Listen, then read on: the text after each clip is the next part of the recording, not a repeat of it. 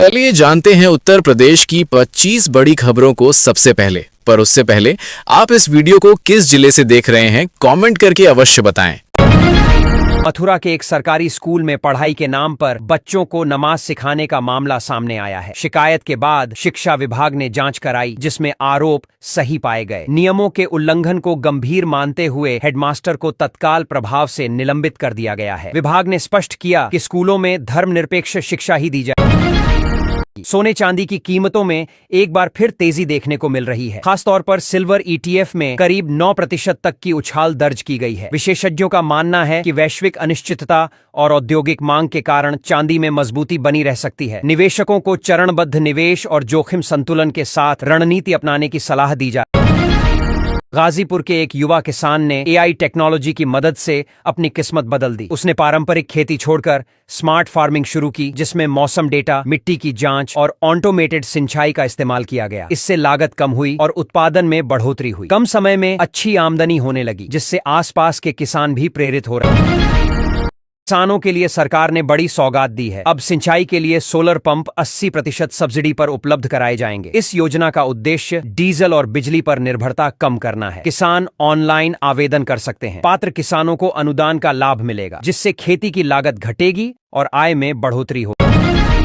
अदालत ने विद्यापीठ को आदेश दिया कि किसी भी शिक्षक को हटाने से पहले ठोस कारण और उचित प्रक्रिया अपनाई जाए। कोर्ट ने कहा कि लंबे समय से सेवा दे रहे शिक्षकों के अधिकारों की अनदेखी नहीं की जा सकती। प्रदेश की विधानसभा का बजट सत्र 9 फरवरी से 20 फरवरी तक आयोजित किया जाए। 11 फरवरी को राज्य सरकार अपना बजट पेश करेगी। सत्र के दौरान कई अहम विधेयकों और विकास से जुड़े मुद्दों पर चर्चा होगी। विपक्ष सरकार से महंगाई, रोजगार और कानून व्यवस्था जैसे मुद्दों पर बारिश के बाद चली पछुआ हवाओं से प्रदेश में ठंड बढ़ गई है। कई जिलों में घना कोहरा छाया रहा और कुछ जगहों पर हल्की बारिश दर्ज की गई। मौसम विभाग ने चेतावनी जारी करते हुए कहा है कि आने वाले दिनों में तापमान और गिर सकता है। लोगों को सतर्क रहने की सलाह दी गई। 20 साल से कार्यरत एडहॉक प्रवक्ताओं को हटाने के मुद्दे पर अदालत ने स्पष्ट टिप्पणी की है। कोर्ट ने कहा कि बिना ठोस आधार और नियमों का पालन किए ऐसे शिक्षकों को हटाना गलत है। लंबे समय तक सेवा देना उनके पक्ष में एक मजबूत आधार है, जिसे नजरअंदाज नहीं किया जा सकता। मेट्रो स्टेशन पर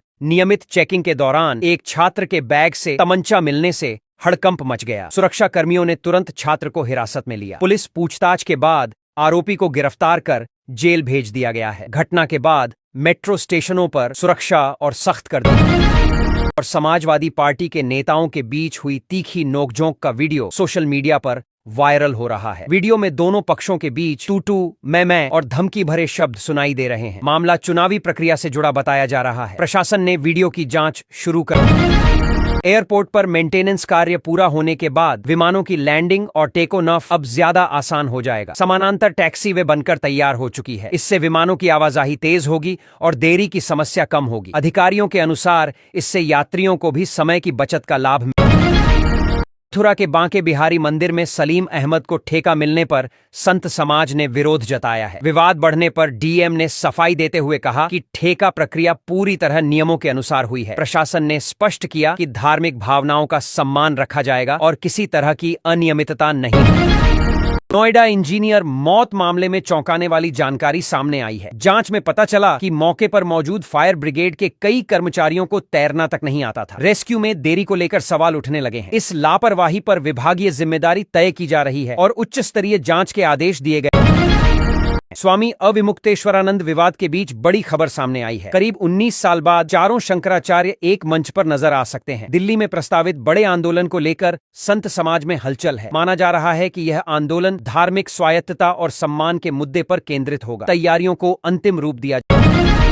कभी घर घर अखबार फेंकने वाले अमन कुमार आज 84 लाख से ज्यादा युवाओं को दिशा दिखा रहे हैं। साधारण परिवार से निकलकर उन्होंने डिजिटल प्लेटफॉर्म के जरिए युवाओं को रोजगार और मार्गदर्शन देना शुरू किया। मेहनत और सोच ने उनकी पहचान बदल दी। उनकी कहानी युवाओं के लिए प्रेरणा बन गई है और संघर्ष से सफलता का उदाहरण। साध्वी इशिका तनेजा सोशल मीडिया और मंचों पर अपने बयानों को लेकर चर्चा में रहती हैं। हाल ही में उन्होंने खुले मंच से महिलाओं से अपनी सुरक्षा के लिए चाकू खरीदने की बात कही। इससे विवाद खड़ा हो गया। इशिका तनेजा फिल्म इंदु सरकार में भी काम कर चुकी हैं और पहले मिस इंडिया अर्थ रह चुकी हैं। मऊ जिले में रिश्तों को शर्मसार करने वाला मामला सामने आया है। मौसी के लड़के से प्रेम में पागल एक बहू ने अपने प्रेमी के साथ मिलकर ससुर की हत्या करा दी। पुलिस जांच में साजिश का खुलासा हुआ। आरोपी प्रेमी प्रेमिका को गिरफ्तार कर लिया गया है। दोनों ने हत्या की बात कबूल कर यूपी पुलिस के लिए एक और गौरवपूर्ण उपलब्धि सामने आई है। इंटरपोल ने आईजी किरण एस को इंटरपोल मेडल ऑफ एक्सीलेंस से सम्मानित किया है। यह सम्मान अंतर्राष्ट्रीय स्तर पर अपराध नियंत्रण और सहयोग में उत्कृष्ट योगदान के लिए दिया गया। इस उपलब्धि से प्रदेश पुलिस का मान बढ़ा। प्यार, विदेश में शादी और फिर धोखे की सनसनीखेज कहानी सामने आई है। आरोपी युवक ने विदेश में शादी की, फिर पत्नी को भारत लाकर करीब 2000 किलोमीटर दूर छोड़ दिया। इसके बाद उसने दूसरी शादी कर ली। एक छोटी सी गलती से सच्चाई सामने आई और मामला पुलिस तक पहुंच गया। कानपुर में प्रतियोगी परीक्षा की तैयारी कर रहे एक छात्र ने आत्महत्या कर ली। छात्र ने सुसाइड नोट में आई लव यू राधा, काश मैं जैसे भावुक शब्द लिखे। घटना से परिवार में कोहराम मच गया है। पुलिस मामले की जांच कर रही है और मानसिक दबाव की आशंका जताई जा रही है। वृंदावन में भागवत की शिक्षा लेने आए 25 वर्षीय युवक का शव फांसी के फंदे पर लटका मिला। प्राथमिक जांच में आत्महत्या की आशंका जताई जा रही है। युवक दूसरे राज्य से पढ़ाई के लिए आया था। पुलिस ने शव को पोस्टमार्टम के लिए भेज दिया है और कारणों की जांच की जा रही है। उत्तर प्रदेश में RTE एडमिशन 2026 के तहत निजी स्कूलों में मुफ्त पढ़ाई का सुनहरा अवसर मिला है। आज से ऑनलाइन आवेदन प्रक्रिया शुरू हो गई है। आर्थिक रूप से कमजोर और वंचित वर्ग के बच्चे प्राइवेट स्कूलों में निशुल्क शिक्षा पा सकेंगे। अभिभावकों को तय समय सीमा में आधिकारिक वेबसाइट पर आवेदन करना होगा। 14.2 किलो घरेलू LPG गैस सिलेंडर के नए दाम 2026 के लिए जारी कर दिए गए हैं। आज से नई कीमतें लागू हो गई हैं। कुछ शहरों में गैस सस्ती हुई है, जबकि कई जगहों पर दाम बढ़े हैं। उपभोक्ता अपने शहर के ताजा रेट जरूर जांच लें ताकि बजट की सही योजना बना सकें।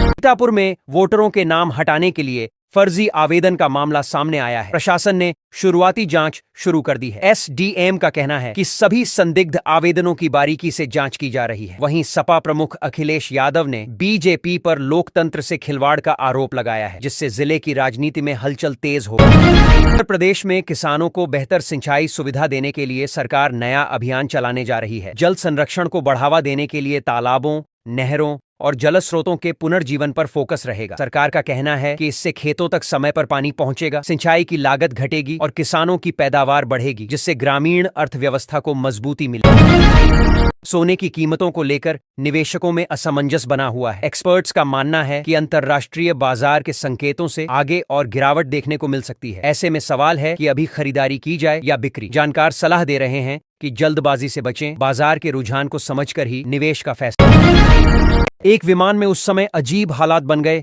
जब प्लेन के 11 टॉयलेट एक साथ खराब हो गए। यात्रियों को भारी परेशानी का सामना करना पड़ा। हालात इतने बिगड़े कि फ्लाइट अटेंडेंट को हाथ से गंदगी साफ करनी पड़ी। इस घटना ने एयरलाइन की व्यवस्था पर सवाल खड़े कर दिए। मेरठ में एक व्यापारी की छोटी सी गलती उस पर भारी पड़ गई। जांच के दौरान उसके बैग से 2 किलो चांदी की ईंट बरामद हुई। नियमों का पालन न करने पर व्यापारी पर 42,000 रुपए का जुर्माना लगाया गया। इस घटना के बाद व्यापारियों में नियमों को लेकर चिंता बढ़। केंद्रीय बजट में LPG सिलेंडर से जुड़ी स्कीम पर भी अहम ऐलान किया गया है। सरकार ने आम उपभोक्ताओं को राहत देने के लिए सब्सिडी और योजनाओं में बदलाव किए हैं। गैस उपभोक्ताओं को सलाह दी गई है कि वे नई स्कीम की पूरी जानकारी और पात्रता जरूर जांच लें। लखनऊ में दर्दनाक सड़क हादसे में एक युवक की मौत हो गई। शादी से सिर्फ 11 दिन पहले वह दोस्त को कार्ड देकर लौट रहा था। सड़क किनारे खड़े डंपर से टकराने के कारण उसकी जान चली गई। घटना के बाद परिवार में मातम पसरा हुआ है और इलाके में शोक का माहौल है। नोएडा इंटरनेशनल एयरपोर्ट को लेकर बड़ा अपडेट सामने आया है। एयरोड्रम लाइसेंस क्या होता है और कब मिलेगा, इस पर CM योगी ने जानकारी दी। उन्होंने बताया कि सभी प्रक्रियाएं तय समय पर पूरी की जा रही हैं। लाइसेंस मिलने के बाद एयरपोर्ट से उड़ानें शुरू होने का रास्ता साफ हो जाएगा। केंद्रीय बजट में सरकारी बैंकों के मर्जर का ऐलान होते ही बाजार में हलचल मच गई। वित्त मंत्री की घोषणा के बाद SBI समेत कई बैंक शेयरों में गिरावट दर्ज की गई। निवेशकों में चिंता का माहौल है। विशेषज्ञों का कहना है कि मर्जर का असर लंबी अवधि में दिखेगा। फिलहाल बाजार प्रतिक्रिया दे रहा है। कानपुर में खुद को DM बताकर एक युवती से 71 लाख रुपए की ठगी का मामला सामने आया है। आरोपी ने रसूख का डर दिखाकर अलग अलग तरीकों से पैसे ऐंठे। शिकायत के बाद पुलिस ने कार्रवाई करते हुए जालसाज को गिरफ्तार कर लिया है। पूछताछ में कई अहम खुलासे हुए हैं और ठगी की रकम की रिकवरी की कोशिश जारी है।